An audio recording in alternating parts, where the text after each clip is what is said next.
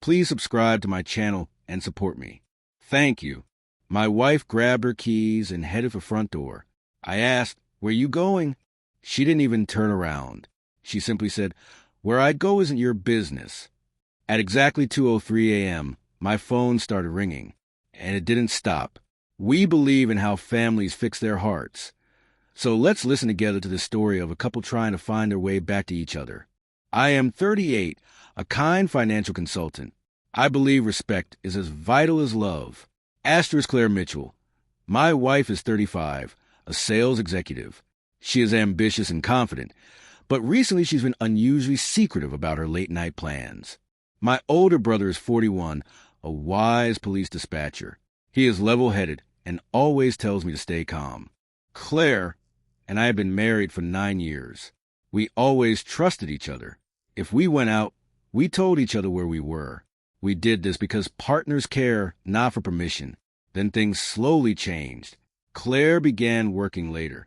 Some evenings she would say she had networking events. Other nights she would simply say, "I'll be home later," without any details. One Friday, she grabbed her purse to leave. I smiled. "Where you going?"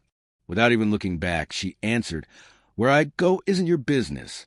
That hurt, but I stayed calm. Drive safely. She left. The house felt unusually quiet. I watched a movie, cleaned the kitchen, and eventually went to bed. Around 2:03 a.m., my phone rang. Unknown number. I ignored it. It rang again, then again. Finally, I answered. A woman's voice spoke quickly. "Is this Ryan?" "Yes." "I'm sorry for calling so late. I'm Emily. I work with Claire." My heart started racing. "Is everything okay?" "Claire isn't hurt, but she's really upset. There was an argument and her phone battery died. She asked if I could call you from my phone." A few minutes later, Claire came on the line. "Ryan, I'm sorry. I need a ride. I'll be there right away." I didn't ask questions over the phone. When I arrived, she climbed into the car very quietly. Neither one of us spoke a word until we reached home. Once we were sitting at the old wooden kitchen table, I asked gently, "What happened?" She stared down sadly at her hands.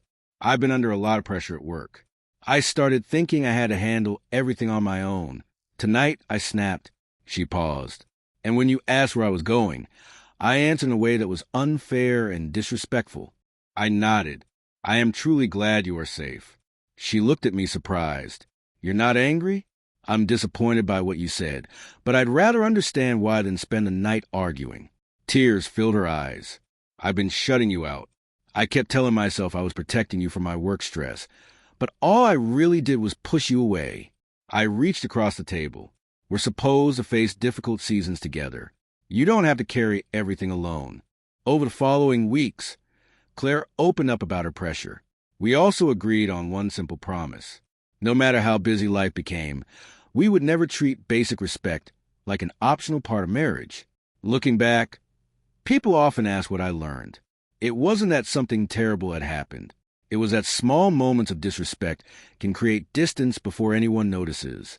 Sometimes the most important question isn't where you're going. It's, why do we no longer feel comfortable telling each other? Because truly healthy relationships aren't built on knowing every detail. They're built on choosing openness, honesty, and respect even on the busiest of days when life feels most hard to manage.